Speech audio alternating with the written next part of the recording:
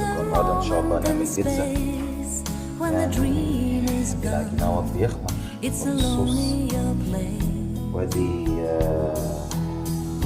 ده صوص بيض مع كلمات، وده بيض مسلوق اهوت، ودي تونة انا اشتريتها، ما بحبش بتاع العلب، بتبقى هنا ما مش عاجباني، انا اشتريتها هنا تونة ذات نفسها، وانا عملتها مع بصلاية كده، شوحتها تشويحة صغنطوطة ونقطة زيت، وادي الفلفل الأحمر، وادي الخيار، وادي الطماطم.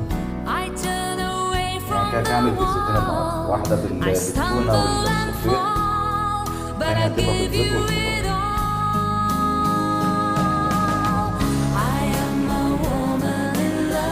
البيتزا هي بتحطها في فرن عالي تطلع ولا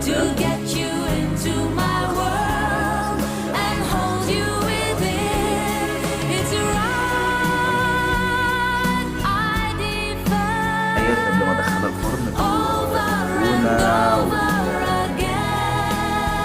بيقولوا عليه ايه بتاع البحر الابيض ده اسمه كناري بقى والحاجات دي.